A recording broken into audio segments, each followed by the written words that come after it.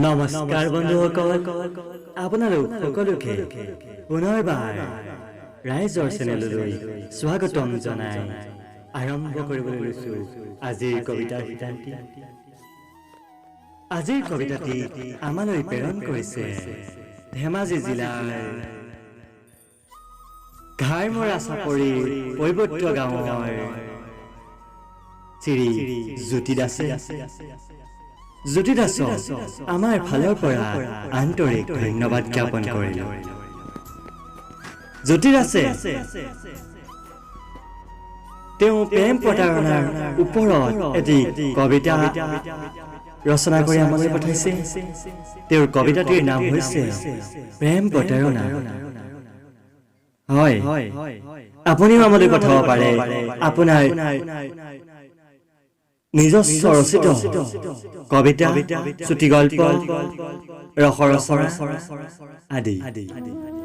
আমাৰ হোৱাটছএপ নাম্বাৰটি হৈছে 9365195117। আজি পঠাওক আপোনাৰ লিখনি আমাৰ এই নম্বৰলৈ। আহকচোন আজি আমি শুনো জ্যোতি দাসৰ দ্বাৰা ৰচিত প্ৰেম প্ৰতাৰণা।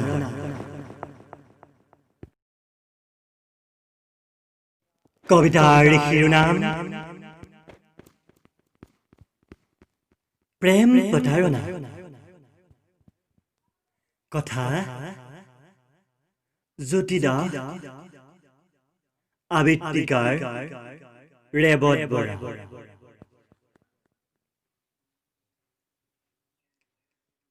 অতীতৰ কথাবোৰে মোক বৰকৈ আমনি কৰিছে। হেৰাই যোৱা সোণালী অতীতে হৃদয়খন আৱৰি ধৰিছে। কত যে হেৰাই গল সেই নিস্তব্ধ আবেলি নৈৰ পাৰত, বুকুত মোৰ গুজি তুমি কোৱা সেই কথাবোৰ। তোমাৰ লগতেই কটা মোৰে জীৱন, সুখৰ আধা দি দুখৰ আধা ল। সোনকালে মা দেউতাক কবা আমাৰ বিয়াৰ কথাটো। কি হল, কত হেৰাই গল তোমাৰ ৰঙা ওঠৰ পৰশ লগাই দিয়া সেই আশাবোৰ? কি হল কোৱা, কিয় আশা দি প্ৰতাৰণা কৰিলা? স্বাৰ্থ পৰতাই জানো পাহৰাই পেলাই মই কোন? সঁচাই ভাবিলে বৰ আচৰিত লাগে। আনক প্ৰতাৰণা কৰি আপোন মানুহো যে সুখী হব পাৰে ন? হব, সেইবোৰ বাদ দিয়া। শেষত তোমালৈ এটি অনুৰোধ, তুমি যেন সদায় তোমাৰ সুখতেই মই সুখ বিচাৰি পাওঁ। তোমাৰ দুখতেই যে মই দুখী, সেয়েহে পুনৰবাৰ কৈছো তোমাক হাত জোৰ কৰি,